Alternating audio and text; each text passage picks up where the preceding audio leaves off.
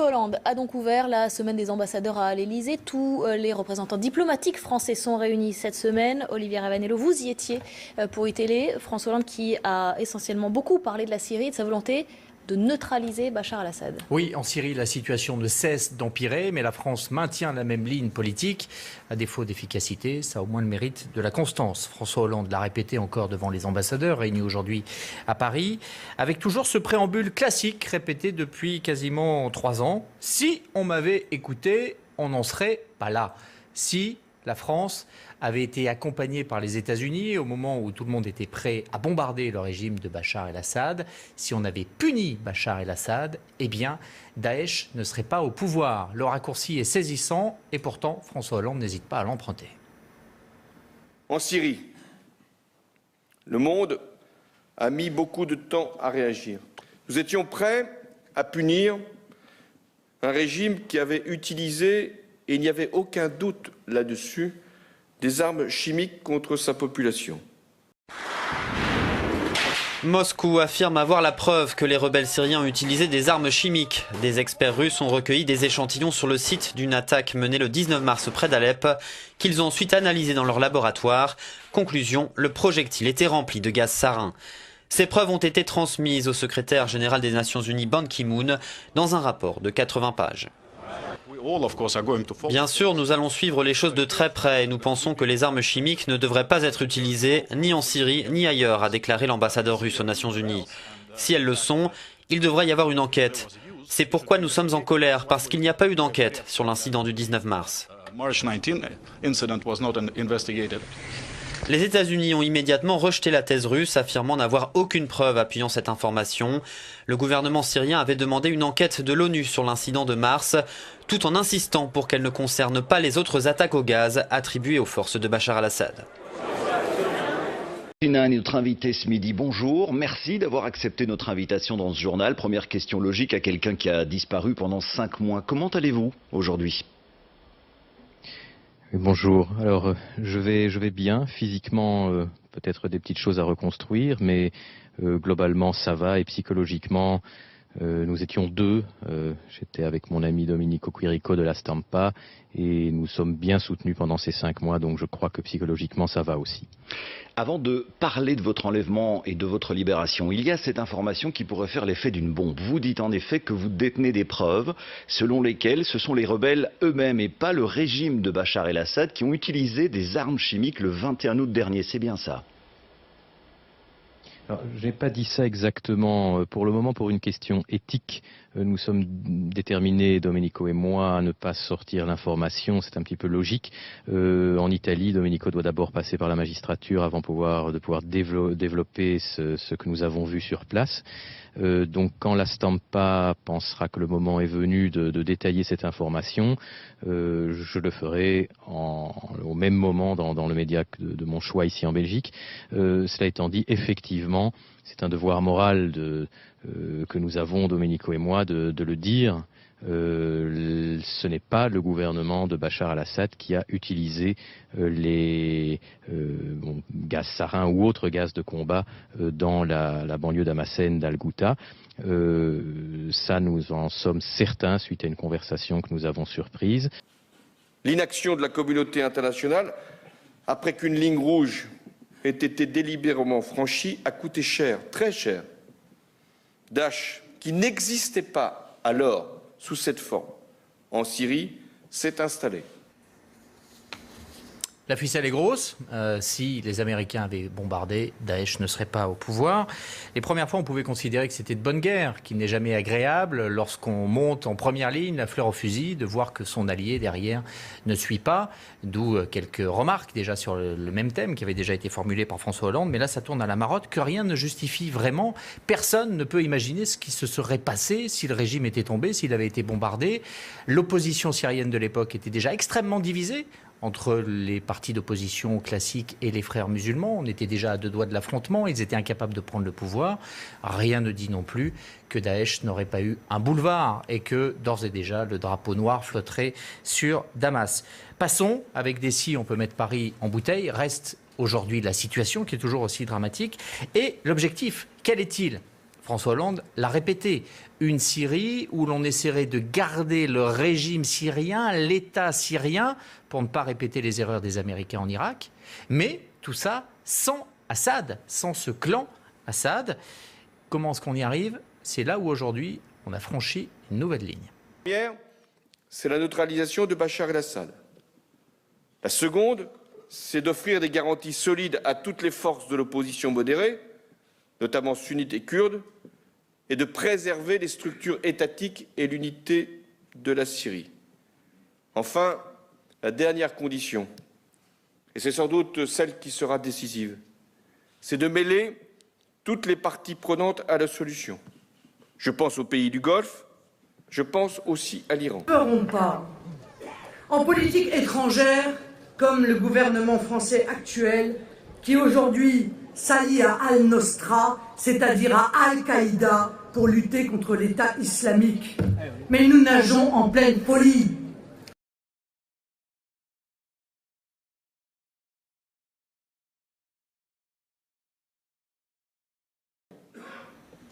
Neutraliser, c'est un terme qu'on n'a pas vraiment l'habitude d'entendre dans la bouche du chef de l'État. Non, en général, on entend ça dans la bouche des barbouzes. Neutraliser, ça veut dire mettre une balle dans la tête. Est-ce que c'est ce que voulait dire le président de la République? Personne n'est capable de l'affirmer, mais en tout cas, c'est ce que beaucoup ont compris, à commencer par les autorités à Damas. C'est peut-être une façon de faire peur à Bachar el-Assad. Cette ligne, le régime doit changer et Assad doit partir, ça n'est pas François Hollande qui l'a formalisé, on l'oublie souvent, c'est Nicolas Sarkozy. C'était au vœu auprès de l'armée en janvier 2012.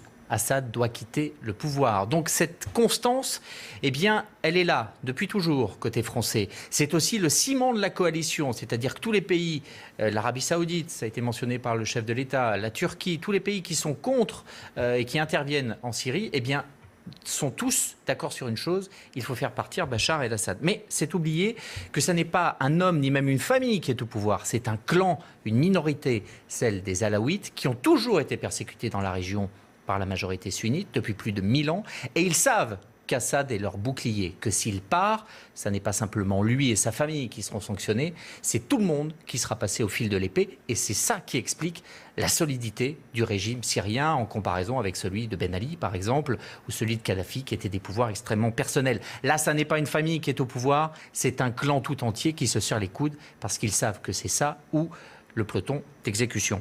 Les choses sont donc beaucoup plus compliquées qu'on pourrait l'imaginer et que même le formule la position française, sauf à ce que d'autres personnes fassent pression sur Assad pour qu'il s'en aille. Ses alliés, par exemple. Ça peut être les Russes, ça peut être aussi l'Iran, et c'est là où on a eu encore une nouveauté aujourd'hui. Nous devons, nous, faire en sorte que notre relation bilatérale puisse être de nouveau engagée, et nous devons aussi demander à l'Iran de s'associer à la résolution des crises qui ravagent la région. Et voilà, l'Iran signe un accord sur son désarmement nucléaire et la voilà propulsée au rang de puissance capable de régler les conflits de la région, conflits qu'elle a elle-même attisés et envenimés ces dernières années, et elle a souvent été critiquée pour cela par l'État français. Et bien voilà, l'Iran est la solution en Syrie. On n'est pas à un paradoxe près, là encore. On soulignera la constance de la position française. Quant à l'efficacité, on attend toujours de voir.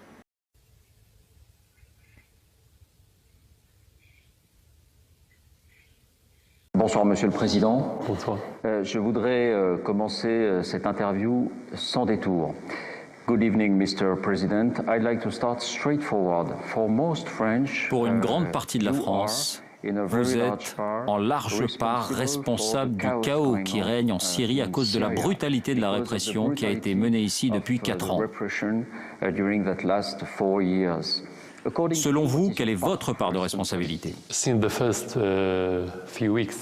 Dès les premières semaines du conflit, les terroristes se sont infiltrés en Syrie, avec l'appui d'États occidentaux et régionaux. Ils ont commencé à attaquer les civils et à détruire des propriétés publiques et privées.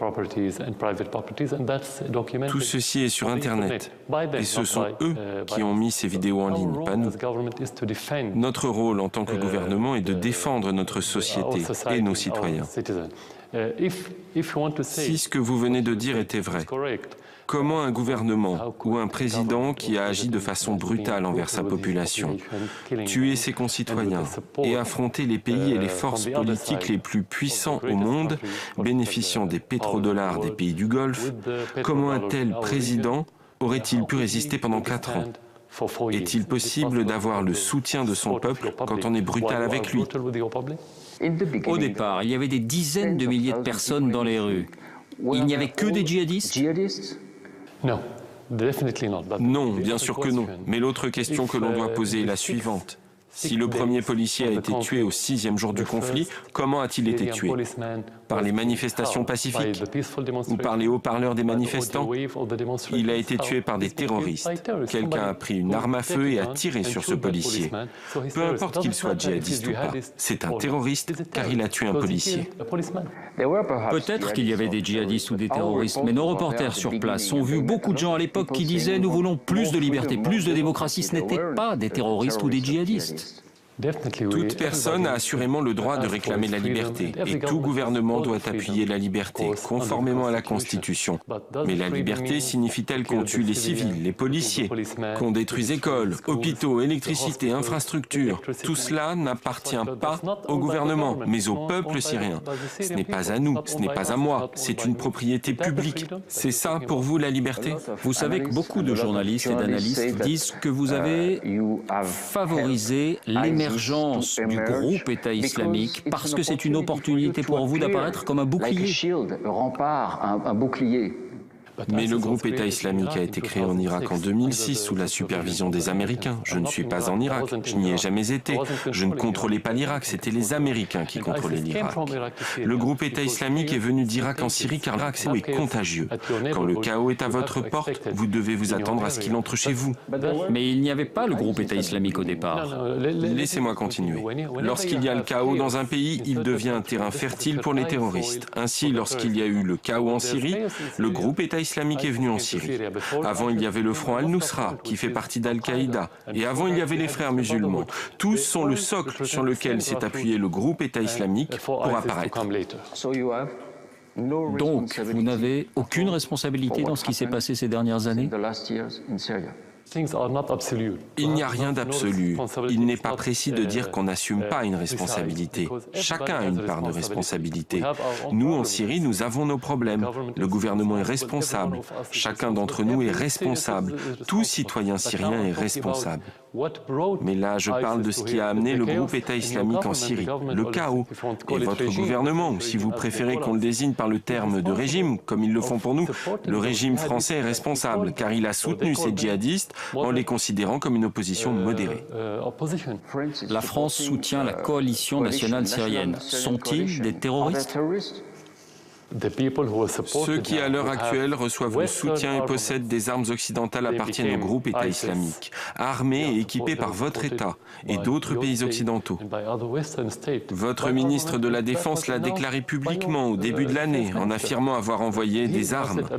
Par conséquent, ceux que vous qualifiez de modérés ont diffusé en 2012, avant que le groupe État islamique n'apparaisse et que l'Occident ne reconnaisse l'existence même du Front Al-Nusra, une branche d'Al-Qaïda. Ils ont diffusé des vidéos dans lesquelles ils dévoraient le cœur d'un soldat syrien, mutilaient les corps d'autres victimes, en décapitaient d'autres. Ce sont eux qui ont diffusé ces images, pas nous. Comment pouvez-vous ignorer cette réalité puisque ce sont eux qui la diffusent et vous disent que c'est la réalité? Parlons du présent. Il apparaît que l'armée syrienne continue à utiliser des armes aveugles et notamment des barils explosifs qui ont des effets dévastateurs pour les civils. Pourquoi poursuivez-vous cette stratégie? Nous n'avons jamais entendu parler au sein de notre armée d'armes aveugles. D'ailleurs, aucune armée au monde, y compris la nôtre, n'accepterait d'utiliser des armes qui ne peuvent pas cibler avec précision, car elles n'auraient aucun intérêt. Elles seraient inutiles d'un point de vue militaire. Par ailleurs, lorsque vous parlez de tueries aveugles, qui ne font aucune différence entre civils et combattants, il ne s'agit pas d'armes, mais de la manière dont vous faites usage de ces armes. La preuve, les drones utilisés par les Américains au Pakistan ou en Afghanistan tuent des civils beaucoup plus que des terroristes. Ce sont les armes les plus précises au monde. Ce n'est donc pas un problème de type de bombe. Nous avons des bombes conventionnelles et des armements classiques. Vous n'utilisez pas de barils explosifs. C'est quoi les barils explosifs? Pouvez-vous me dire ce que c'est? Il y a des documents, des vidéos ou des photos comme celle-ci où on peut voir un baril explosif largué d'un hélicoptère. Ceci est à Alep, ceci est à Hama, il y a quelques mois, il y a un an. Seule l'armée syrienne possède des hélicoptères. Quelle est votre réponse? Ce n'est pas une preuve. Ce sont deux images de deux choses différentes. Personne ne peut les relier l'une à l'autre. Non, non. Cette image que vous montrez, qu'est-ce que c'est? Je n'ai jamais vu une chose de ce genre dans notre armée. Je ne parle pas des hélicoptères, je parle de ces deux photos. Qu'est-ce qui vous permet de les associer l'une à l'autre? Est-ce que vous dites que c'est un montage? Vous dites que ce sont de faux documents? Non, non, non. Il faut que ce soit vérifié. Mais dans notre armée, nous n'utilisons que des bombes conventionnelles qui nécessitent de viser. Nous n'avons aucun armement qui puisse être utilisé aveuglément. C'est tout. Mais ce sont bien des hélicoptères. Seule l'armée syrienne en possède. Oui, bien sûr. Je n'ai pas dit que nous n'avons pas d'hélicoptères, ni que nous ne les utilisons pas. Je parle des armes avec lesquelles nous visons les terroristes. À quoi bon tuer aveuglément? Pourquoi tuer les civils? La guerre en Syrie consiste à gagner le cœur des gens, pas à les tuer. Si vous tuez les gens, vous ne pouvez pas rester au gouvernement ou rester président. C'est impossible. Qu'en est-il des armes chimiques? Il y a 2 ans, vous vous êtes engagé à ne plus utiliser d'armes chimiques. Avez-vous utilisé du gaz de chlore durant la bataille d'Idlib le mois dernier? Non, c'est un autre faux récit donné par des gouvernements occidentaux. Pourquoi? Parce que nous possédons 2 usines de chlore. L'une a été fermée il y a plusieurs années et n'est plus opérationnelle. L'autre se trouve au nord de la Syrie et c'est l'usine la plus importante. Elle se situe sur la frontière avec la Turquie et se trouve sous le contrôle des terroristes depuis 2 ans. Nous avons envoyé à l'ONU des documents officiels à ce sujet. Ils voulaient venir, nous ont adressé une réponse officielle disant qu'il leur était impossible d'arriver jusqu'à cette usine. Par conséquent, le chlore en Syrie est sous le contrôle des rebelles. Par ailleurs, ce ne sont pas des armes de destruction massive. Les armes conventionnelles que nous possédons sont beaucoup plus efficaces que le chlore. De toute manière, nous n'en avons pas besoin. Mais il y a eu des investigations et je pense que vous avez lu les rapports de Human Rights Watch concernant Idlib le mois dernier. Il y a eu 3 attaques dans lesquelles on pouvait distinguer l'odeur du chlore, ainsi que des symptômes semblables à ceux de l'utilisation des gaz toxiques. Cela est cité dans ce rapport. Ces attaques ont eu lieu dans des zones sous contrôle de l'opposition armée. Est-ce que Human Rights Watch ment? Nous n'avons pas utilisé le chlore et nous n'en avons pas besoin. Nous avons nos armements classiques et nous pouvons atteindre nos objectifs sans y avoir recours. Il n'y a aucune preuve. Il y a des témoins, il y a des témoignages de médecins. Non, non. En réponse à toutes les allégations concernant l'usage, dans le passé ou le présent d'armes chimiques, c'est nous qui demandions toujours aux institutions internationales d'envoyer des délégations pour enquêter. C'est nous qui avons formulé cette demande et pas le camp adverse. Il y a 2 ans, nos soldats ont été exposés au gaz sarin. Nous avons invité l'ONU à mener une enquête. Comment aurions-nous pu le faire si c'était nous qui utilisions ce gaz? Tout cela n'est pas vrai. Vous seriez prêt à les inviter à nouveau à venir concernant Idlib? Nous l'avons déjà fait. Nous le faisons toujours. Nous n'avons aucun problème avec cela. Aujourd'hui, une coalition internationale avec à sa tête les États-Unis mène des bombardements aériens contre le groupe État islamique. Est-ce que c'est pour vous un problème ou est-ce que c'est une aide? Ni l'un ni l'autre. Il n'y a bien entendu aucun problème à attaquer les terroristes. Mais si la coalition n'est pas sérieuse, cela ne nous aide pas. Pourquoi pas sérieuse? Si vous comparez le nombre de frappes aériennes effectuées par les forces de la coalition, composées de 60 États, à celles que nous avons effectuées, nous, petit État, vous constaterez que nous bombardons parfois 10 fois plus que la coalition en une journée. Est-ce sérieux? Cela leur a pris 4 mois pour libérer ce que leurs médias appellent la ville de Kobané, sur la frontière turque. malgré la présence de combattants syriens sur le terrain. Ils ne sont donc pas sérieux jusqu'à présent. Une autre preuve, c'est que le groupe État islamique s'est élargi en Syrie, en Irak, en Libye et dans la région en général. Comment pouvez-vous donc dire que la coalition a été efficace? Ils ne sont pas sérieux, c'est la raison pour laquelle ils n'aident personne dans cette région. La coalition a effectué des milliers de frappes aériennes depuis le début de l'intervention. La France mène des frappes uniquement en Irak. Voudriez-vous qu'elle rejoigne la coalition pour frapper en Syrie? J'ai dit qu'ils ne sont pas sérieux de toute manière. On ne peut pas former une coalition contre le terrorisme et soutenir en même temps les terroristes. Ça nous est donc égal qu'ils frappent en Syrie, en Irak, ou les deux à la fois, tant qu'ils continuent à soutenir ces mêmes terroristes. Ils envoient des armes à ces mêmes terroristes sous prétexte de soutenir l'opposition modérée, au moment même où Obama a qualifié cette opposition d'illusoire. À qui donc vont ces armes réellement? Aux terroristes. C'est contradictoire, c'est voué à l'échec. Vous avez un ennemi commun avec la France, le groupe État islamique. Est-ce que depuis les attentats du mois de janvier à Paris, vos services de renseignement ont des contacts avec les services de renseignement français? Il y a des contacts, mais il n'y a pas de coopération. Que voulez-vous dire par contact? Nous avons rencontré certains responsables de vos services de renseignement, mais il n'y a pas de coopération. Il n'y a pas d'échange d'informations? Non, rien du tout. Alors pourquoi ces contacts? Ce sont eux qui sont venus en Syrie et pas nous qui sommes allés en France. Ils sont venus peut-être pour un échange d'informations. Mais lorsque vous souhaitez établir ce genre de coopération, ça doit être dans les deux sens. Nous les aidons, ils nous aident en retour. Mais d'après vos hommes politiques et le gouvernement français, il faudrait les aider alors qu'ils soutiennent les terroristes et tuent nos citoyens. Ça ne marche pas comme ça. Est-ce que c'est la France qui a demandé ces contacts avec vos services de renseignement? Oui, nous les avons rencontrés. Il y a eu une réunion avec eux. C'était une demande de la France? Oui. Nous n'avons rien à demander aux services de renseignement français. Nous disposons de tous les renseignements sur les terroristes. Il y a des centaines de Français qui sont venus se battre aux côtés du groupe État islamique. Est-ce que vous avez arrêté des Français? Et est-ce qu'il y a des Français du groupe État islamique qui sont détenus aujourd'hui dans vos prisons? Non, nous n'en avons aucun dans les prisons. Nous n'avons que des informations. La plupart de ces djihadistes viennent ici pour combattre, mourir et aller au paradis. Telle est leur idéologie. Ils ne sont pas prêts à aller dans les prisons, quelles qu'elles soient. Donc il n'y en a aucun dans vos prisons? Non, nous n'en avons aucun dans nos prisons. Il y a aujourd'hui des gens en France, et parmi eux des hommes politiques, des parlementaires notamment, vous en avez reçu quelques-uns ici, qui disent qu'il faut renouer le dialogue avec vous. Quelle initiative seriez-vous prêt à prendre pour convaincre l'autre partie de la France et des Français que vous pouvez être un partenaire? Avec eux? Avec la France. Ils doivent d'abord me convaincre qu'ils ne soutiennent pas les terroristes et qu'ils ne sont pas impliqués dans l'effusion de sang en Syrie. Ce sont eux qui se sont trompés à l'égard de la Syrie.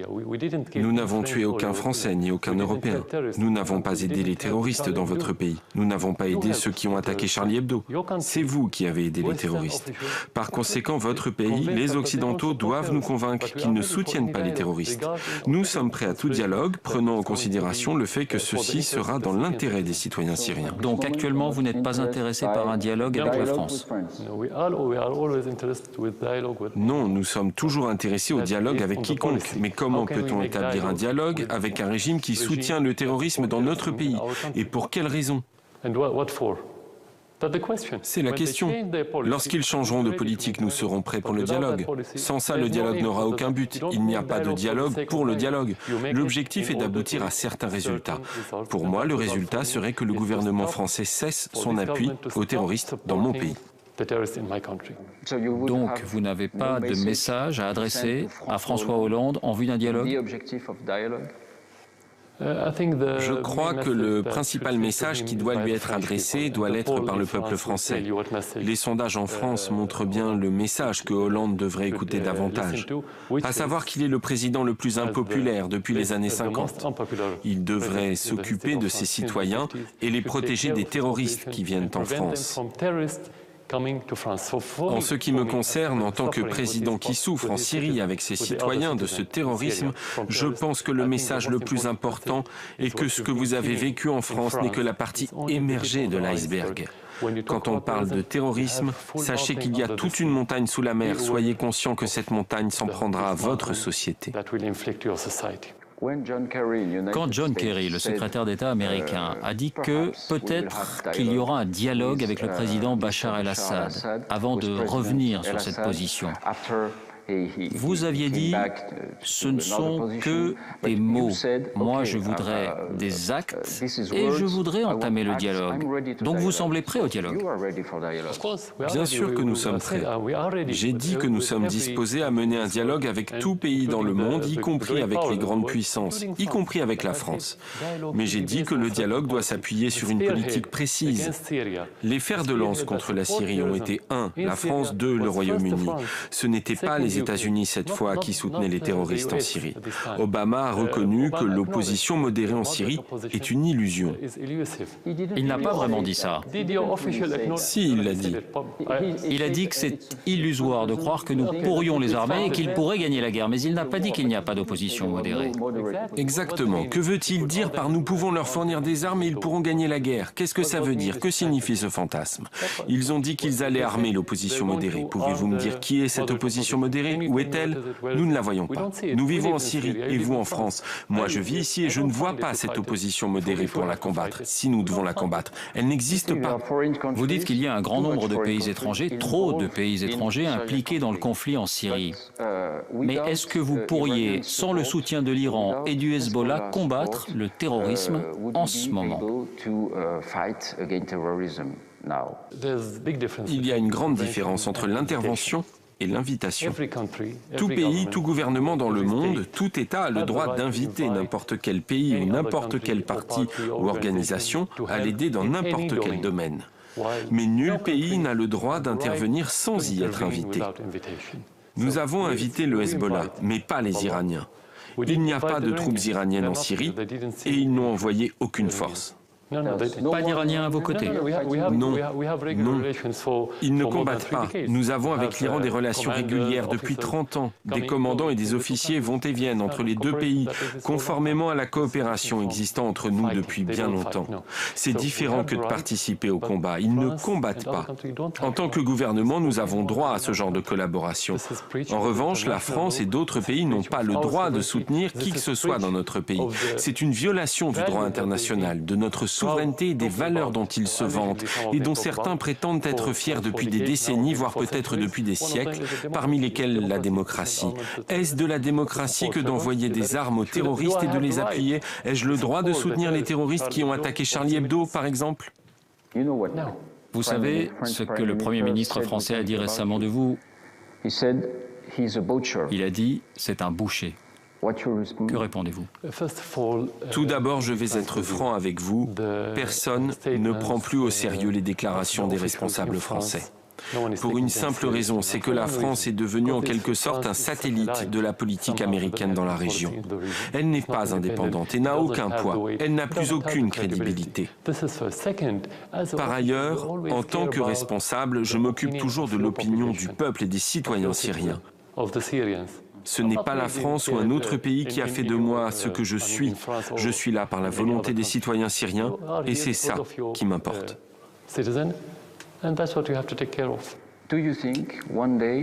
Est-ce que vous pensez réellement qu'un jour vous gagnerez cette guerre et que tout redeviendra comme avant en Syrie? Sans aucun changement? Non.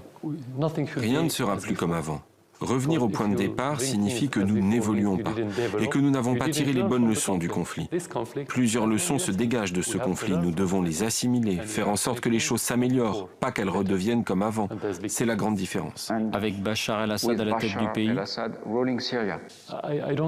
Peu m'importe. Ce qui m'intéresse, c'est ce que souhaite le peuple syrien. S'ils veulent Bachar el-Assad, il restera. S'ils ne veulent pas de lui, il partira sur le champ. Je veux dire, comment serait-il en mesure de gouverner sans l'appui de son peuple? Il ne le pourra pas. pas. Comment pouvez-vous savoir que vous avez le soutien de la population?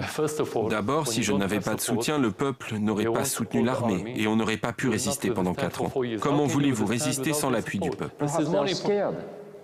Peut-être qu'ils ont peur. Il y a 23 millions de Syriens. Comment peuvent-ils avoir peur d'une seule personne, ou d'un seul service de renseignement, ou d'un seul gouvernement? Ce n'est pas réaliste. C'est insensé. Pensez-vous que la Syrie est une démocratie aujourd'hui? Pensez-vous que les gens peuvent dire ce qu'ils veulent? Non. Nous étions sur la voie de la démocratie. C'est un long processus. Il n'y a pas un point que vous atteignez et vous dites « c'est ça la démocratie ». Si vous voulez nous comparer à l'Occident, à la France et à d'autres pays, je dirais non. Vous êtes certainement bien plus avancés que nous en raison de votre histoire et de plusieurs circonstances et facteurs. Mais si vous voulez nous comparer à votre ami le plus proche, l'Arabie Saoudite, je dirais bien sûr que nous sommes une démocratie. Ça dépend donc avec qui vous nous comparez. Si vous aviez la certitude que votre départ amènerait la paix en Syrie, est-ce que vous partiriez? Sans hésitation. Si c'est le cas, je le ferai sans hésitation. Je quitterai le pouvoir. Si je suis la cause du conflit dans mon pays, je ne dois pas être là où je suis. C'est évident. Je voulais vous montrer une autre photo. Il s'agit de Gilles Jacquier. Il était journaliste dans notre chaîne France 2. Il a été tué ici, en Syrie, il y a 3 ans. Vous aviez promis de faire une enquête pour savoir qui l'a tué. Que pouvez-vous nous dire concernant cette enquête aujourd'hui? Indépendamment des accusations qui nous ont été adressées à l'époque de l'avoir tué, il était dans un quartier résidentiel sous contrôle du gouvernement. Il a été tué par un obus de mortier et non par balle. Il est évident que le gouvernement ne se serait pas bombardé lui-même, ni n'aurait bombardé les quartiers de ses propres partisans. Il est donc très clair, et tout le monde le sait, plusieurs médias français l'ont reconnu, qu'il a été tué par un obus de mortier tiré par ce que vous appelez l'opposition, alors qu'il s'agit en fait de terroristes. Il a sans doute été tué par eux. Mais votre question était sur l'enquête. Oui. Il y a eu une enquête? Est-ce que vous seriez prêt à communiquer les résultats de ces investigations à la justice française, peut-être même les preuves? Non, nous n'avons rien à prouver. Nous avons nos propres procédures légales et lorsqu'un crime est commis en Syrie, nous suivons ces procédures comme n'importe quel autre pays. En Syrie, nous avons un système judiciaire et des procédures habituelles. Si vous voulez en savoir plus après cette interview, on peut vous renvoyer vers les autorités compétentes. Et vous seriez d'accord pour communiquer les résultats de ces investigations à la justice française? Bien sûr, aucun problème. Si la justice française voulait envoyer des enquêteurs ici, policiers, juges, vous seriez d'accord? Ça dépend de l'existence ou non d'un accord entre les deux gouvernements. S'il y a un accord, une convention ou un traité relatif au système judiciaire entre les deux pays et la coopération bilatérale dans ce domaine, il n'y a pas de problème. Ce n'est pas une décision politique. Merci, Monsieur le Président.